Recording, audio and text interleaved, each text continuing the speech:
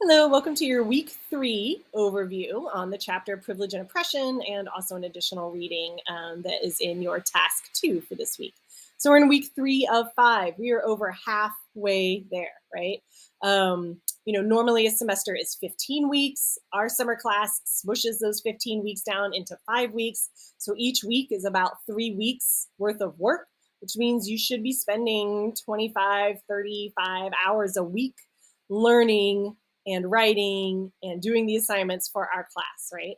I sent an email, I think last week, kind of breaking this down in terms of how the US Department of Education thinks about college coursework, instruction time, and homework time to help you kind of understand exactly how much time you should be focusing on this class, right?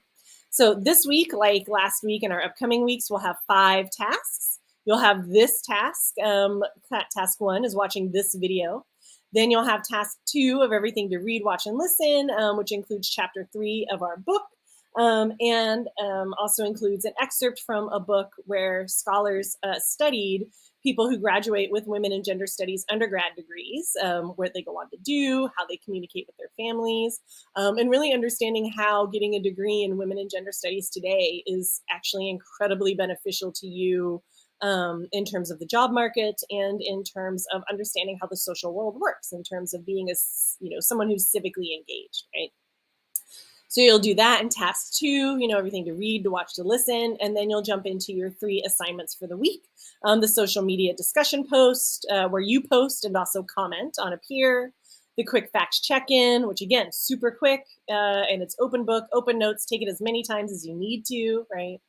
And then your short answer response. Make sure you read the directions closely for the short answer response and really for any of the assignments. I pick a couple of questions from the end to have you explore. Pick one of those questions to explore of the ones that I choose. And make sure that you're including a quote. Make sure that you're looking at the directions on D2L. Right? If you have questions about the directions, reach out, email me, text me. I am here to help. Okay, so chapter 3 is about privilege and oppression. Feminist academics, if we're talking about advocacy and activism, we're using feminism as a fundamental framework to understand how power operates today, right? A feminist stance posits that systems of privilege and oppression profoundly shape individual lives, right? So I like this way, I like how our authors talk about this, because the feminist stance posits that systems of privilege and oppression, right? So they're pointing out that it's systemic, that we're talking about institutions, we're talking about ideology, and that shapes us at the individual level. That shapes our everyday experience, our everyday lives, right?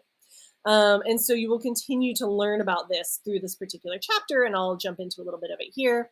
You'll also note here, I do the L and H as just a shorthand for our authors to take up a little bit less space on these recordings for us.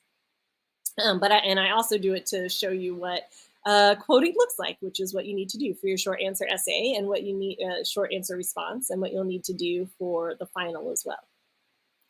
So this is a chart, really a metaphor from the National Equity Project that outlines the ways in which the systemic, right, the institutional and structural, impacts us at the individual level, and vice versa, right? So this isn't a one-way street. This is something where, individuals believe that we do these things of our own free will and our own free thought, and that impacts perhaps the institutional and structural, but in many ways it's also upholding the institutional and structural. There's literally no reason why the country as rich as the United States should have children going to bed hungry at night, right? That's institutional and structural, and we could fix it, but it seems insurmountable to us. And in many ways, all the barriers at those systemic levels are really hard to overcome, right? So a way to think about this is understanding how power is flowing, who has power to keep those systemic barriers in place, what are barriers to engaging in a social justice outcome, right? We think of this lens of systemic oppression. A lens is a metaphor to communicate the idea of looking at an event or an experience or data points through a particular perspective, right? Each of us views the world through a set of lenses every day. It's how we read and make meaning of the world as we make our way through it. Right? The lens of systemic oppression is a lens we intentionally employ in WGST to sharpen our focus on the ways in which these forms of oppression around race, gender, class, nationality, citizenship status, sexual identity, ability, right? How those forms of oppression may be negatively impacting people's ability to live their everyday life, right? To do what they can do and want to do, right? To love who they want to love, to work how they want to work, to engage with their community in ways that make sense to them and are fulfilling to them. So I encourage you to come back to this after you've read the chapter and see if it helps you make sense of what you learn in the chapter. Because understanding privilege and oppression is really hard, because we often are taught about oppressions. We hear about oppressions, racism, sexism, right? We hear about prejudice and discrimination as it is directed towards a group, and as it is perpetuated by ideologies and practices of multiple social institutions, right? So we hear about police brutality, right, is a form of oppression towards Black, Latinx, and other communities of color, right? We hear about that, but what we don't hear about then is white privilege, right? Privilege is the flip side of oppression. These are two sides of the same social coin. So if racism exists, and we have so much evidence that it does, then white privilege exists, and we have so much evidence of that existing as well.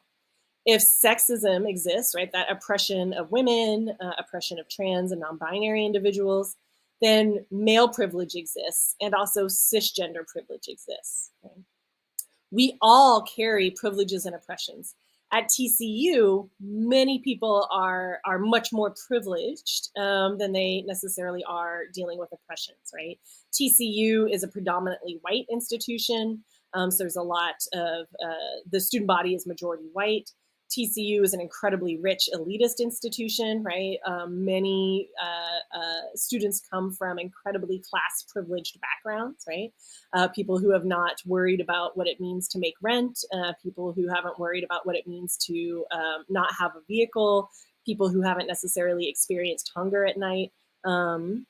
And so that's a lot of privilege that is flowing through the halls, both physically and also metaphorically here online, flowing through the halls of TCU, right? Privilege is all the benefits, advantages, and power that accrue to members of a dominant group, like white people, cisgender people, straight people, right? All those benefits, advantages, and power that are quite invisible to us, those unearned social privileges that are a result of the oppression of the marginalized group. It often makes students uncomfortable to learn about privilege instead of just learning about oppressions. And I encourage you to sit with that discomfort. Feeling uncomfortable is a very necessary part of unlearning oppressive behaviors. It is a way of challenging our social view, our worldview. And anytime you learn something that challenges your sense of the world and the status quo, that often is something that's very uncomfortable for people. And for me, that's a good thing, because being uncomfortable means that you're learning. In this class, discomfort is a sign that your brain is processing these new ideas that are challenging, your commonly held beliefs.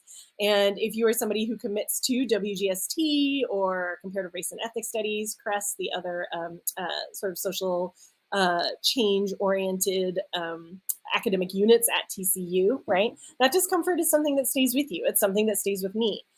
Because society is changing and changeable, privileges and oppressions, right, change shape. They don't necessarily at this point go away, but they change shape. And so it's something that I continually have to learn. And this is also why I study what I study and why I continue to study what I study, and why we have decades and decades of research on this, right?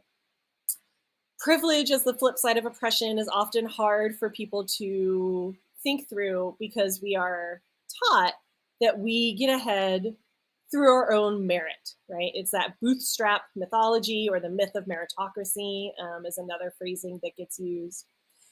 the assumption that if we just work really hard, keep your head down, keep your nose clean, that you will be okay in life, that you will maybe even be more than okay in life, that you will succeed and achieve in life, right? But everybody works really hard. Everybody's keeping their head down, but yet certain groups in society have better social outcomes than others, right? And so that is why WGSS scholars study what we study, because we're like, why is it that these that people can engage in the same actions, behaviors, even same accomplishments like graduating high school, going to college, and yet still have a difference in achievement, right? We're at TCU, again, a very privileged institution, but we have data, simply census data, right? This isn't even data that has to go through a lot of analysis, because once you go through the analysis, it gets more grim. But census data shows that, you will graduate from TCU, and the people who are women identified will make less money at first and over their lifetime than the men who graduate from TCU. Gender non-binary and transgender people who graduate from TCU will make even less money starting out and over their lifetime, simply as a result of gender. Right? And so, make notes on these particular concepts and other concepts that you come across. I encourage you to pause here if you want and kind of write these down if you haven't read the chapter yet, if you're watching this first, which is how I have it ordered. Think about these concepts because they help explain privilege and oppression, right? Privilege includes a mythical norm that we are all measured against and are all supposed to be able to achieve. We're talking about institutions and ideologies. And with the ideologies, we're real specifically talking about mansplaining, white-splaining, cis-splaining, het-splaining, all the ways that people in those power positions, those dominant positions socially, right, then engage with others to explain how they aren't necessarily so oppressed, right? So when white people say to Black people, well, you're not actually that oppressed. Like, look how far you've come. We've had a Black president. Oprah's amazing, right? It's a way to downplay, ignore, and silence, right? Groups that are attempting to engage in social change or even just to express themselves and how they feel, right? Oppression. We talk about oppression in terms of that bootstraps mythology. I really encourage you to pay attention to the defensiveness and denial of privilege that those of us in privileged categories sometimes engage in. And that might help you think through why you feel so uncomfortable or why you feel defensive about it, right? You'll read about compulsory heterosexuality, rape culture, internalized oppression, right? So pay attention to these concepts as you read through the chapter. Because this chapter is teaching you how ideologies keep mythical norms in place through privilege and oppression, both materially and symbolically. So materially, we're talking about, things that we can almost tangibly feel and experience, right? Your experience on the job, right? In the workplace, your experience going to the doctor. Can you even afford to go to the doctor? Do you have health insurance, right? How do doctors treat you, right? We talk about our laws, how the laws shape us, right? For most of us at TCU, we may not necessarily think about how the law is shaping our everyday lives, but it truly is, right? And then symbolically, which is a reference to language and imagery, right? Social media, TV, movies, language, right? That will be when you will read about white-splaining and mansplaining in our chapter. And this is why WGSS scholars study systems and institutions, because we are concerned not just about the individual, but we're very much concerned about how the individual is impacted by these systemic, right, institutions and structures, right? How these policies and practices at an organizational level perpetuate oppression, right? I am, white femme. I have a PhD. I started at the Community College of Southern Nevada, in fact, and then went on to a 4-year college where I got a bachelor's degree, and then I went to grad school. And the entire time, and this is all in the same institution, the Community College of Southern Nevada, where we then all transferred to the University of Nevada, Las Vegas, right? I got my undergrad and graduate degree from the University of Nevada, Las Vegas. And in graduate school, my classes were a lot whiter and a lot more straight. than they were when I was an undergrad, right? And that doesn't mean that my peers of color and my other LGBTQ plus peers weren't smart enough to go to grad school, because they absolutely were. But there's something going on in our educational systems, you know, both in terms of higher ed and actually K through 12, right, that's perpetuating oppression. All the laws that are coming out now that are these really racist laws that are asking, requiring K through 12 schools, and in some cases, colleges and universities, to not teach about racial injustice in the United States, to not teach about diversity, equity, and inclusion, right? That is institutional, right? That will impact us as individuals. It's going to impact individual students as they learn, and it will continue to impact individual students as they grow up and turn into adults who vote and go to work and engage with their, you know, neighbors and communities. So when you are thinking about, you know, this chapter and trying to understand what this chapter is saying, you know, again, think about it as that flip side, right? Two sides of the same coin, two sides of the social coin. Heterosexual privilege is the flip side of homophobia and heterosexism, right?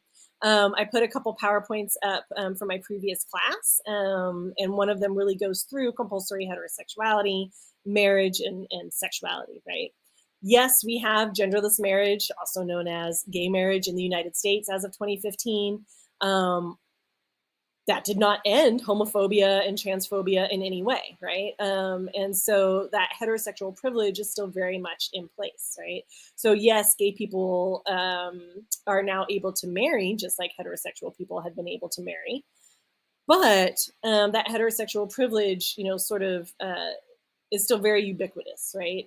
Because still, we find, especially with this backlash in our educational systems, right? Our educational systems in certain states are now not allowed to teach that LGBTQ plus people even exist. That is heterosexual privilege. White privilege is the flip side of racism. Racism is very much embedded in the founding of and growth of the United States, both its past and its current present. When we talk about racism today, we tend to hear about the Black Lives Matter movement, the Black Lives Matter hashtag. Black Lives Matter as a hashtag, and then a movement sort of emerged in the early 2000s. It's a continuation of the civil rights movement, and the civil rights movement was a continuation of the slavery abolitionism movement, right? And so this is what the racial justice movement looks like today in the United States, particularly when talking about Black people. And so often what you might hear or have observed with family, friends, or in certain news, right, is this sort of racist backlash against Black Lives Matter, where you hear things like all lives matter, right? Or even blue lives matter in reference to police. And it's like, yes, of course, all lives matter. But if you really think that all lives matter, then you would actually be very concerned that Black people are being killed and dying at incredibly high rates in the United States, right? That they are targeted by police, right? That they are inordinately, if we look at the data, inordinately the victims of police brutality, right? That in the state of Texas has one of the highest, if not the highest, Black women's maternal mortality rate. Black women who get pregnant when they give birth or shortly thereafter, within that first year, pass away, they die at an incredibly high rate, which means there's something really racist going on in our healthcare system and how the healthcare system treats Black pregnant women. Saying all lives matter is a way of saying that you don't believe Black people are experiencing this violence and pain.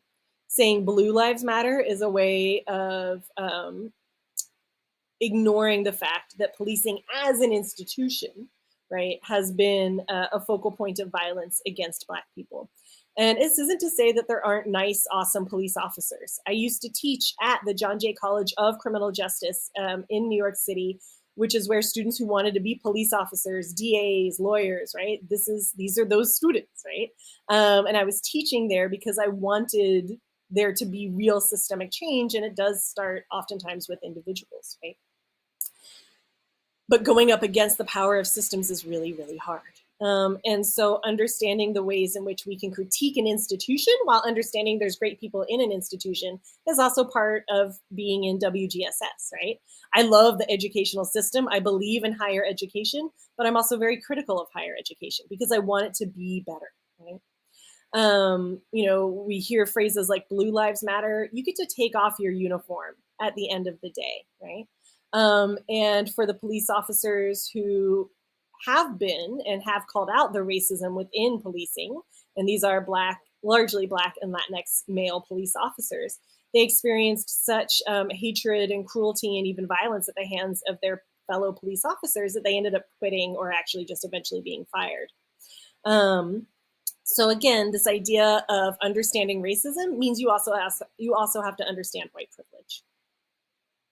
Cisgender privilege is the flip side of transphobia, and I encourage you to see if you can find an example of that for this week's social media discussion post, particularly relating to the state of Texas, right? Cis privilege means that, for example, in Texas, that you can, if you're K through 12 and now college, that you can play sports on the team that aligns with your gender, right? It means that cisgender privilege means that cisgender people can 100% get their gender affirming care. I could go get a breast augmentation right now. Texas is really big on having testosterone clinics for cisgender men who want to take testosterone after they get a little bit older, because that's when our hormone levels change, right? You learned about that last week. Cisgender people have incredible access to gender affirming care in ways that transgender people are being denied, right? A couple other things to point out as we move to the end here. One is that the book talks a lot about family and work, and so I just wanted to throw up a couple of infographics. One on paid leave for new mothers and another on paid leave for new fathers, which again is very, gender binaried in its presentation. We just don't have a lot of good data otherwise for gender non-binary and gender non-conforming parents. But what we can talk about are the ways in which that is institutionalized at government levels, right? So the United States is one of 7 countries without national paid maternity leave, right? It is ridiculous that we are one of 7 countries without any paid maternal care leave. For those of you who have had children or understand, through experience what it's like to have children, right? When you have a new baby or new babies or adopt, right, a new baby or child, right? You need time. You need time to heal. You need time to connect, right? But yet in the US, we don't actually say that that's important, right? And that is systemic. It's institutional. It's the US federal government and it's also state governments, right? Not providing any paid leave, right? We're supposed to feel lucky that they even hold our jobs for us, right? Similarly, there is no paid leave for fathers in the United States, and as you can see around the world, it's also much less common. And the US is one of 83 countries without national paid paternity leave for fathers when a new babies is born or are born or when they adopt. Another example, in 2022, when the Supreme Court of the United States overturned Roe v. Wade, which is about access to abortion healthcare, right? One of the interesting things that happened is that the dissent, anytime we have a Supreme Court case, it's decided, there's, what is decided, and there's oftentimes some of the Supreme Court justices who disagree with that decision, right? They didn't want that to happen, so they write a dissent. And in the dissenting opinion, it became very clear that privacy as a standard for people to live their lives is not something that the United States values, at least in terms of the Supreme Court, right? Because the Roe v. Wade, which again passed in 1973 and enshrined in law nationally that people have access to abortion as healthcare, right? that was predicated on the assumption that that decision is between that person and their doctor, right? It's private. And so when Roe v. Wade was overturned in 2020, U.S. Supreme Court Justice Clarence Thomas, who wanted it to be overturned and was glad that it did, also said that this sets a precedent for potentially overturning gay marriage, because gay marriage, that fight, which was only won in 2015, was also predicated on privacy, right? Here are two loving adults engaging in their loving actions in private, right? And so now same-sex marriage victors, right, all those lawyers and organizations and people who worked really hard for decades in order to get access to same-sex marriage or genderless marriage, are now really worried that it's going to be overturned or that there's going to be some Supreme Court challenges to it. And we're starting to see that actually accrue, right? So these, when we're talking about privilege and oppression, society is not static. Society is changing and malleable. But understanding how those changes occur and those social justice movements around that is very much what WGST is concerned about and what we study. So thank you for watching. If you have any questions, please feel free to reach out via email, via text. I am here to help. Again, this is week 3 of 5, so you're over halfway done. Please make sure that you're up to date on all of your assignments. If you're missing assignments from weeks 1 and 2, complete them, still get them in. If something is less than 2 weeks late, you won't even lose points for it, right? Please do reach out. If you have any questions at all, I am here to help. Otherwise, please take your time in reading through the readings for this week on privilege and oppression. And if you can, join me for the very optional, but I do encourage it if you can, the optional study hall Zoom on Thursday from 11:30 to 12:15. All right, thank you.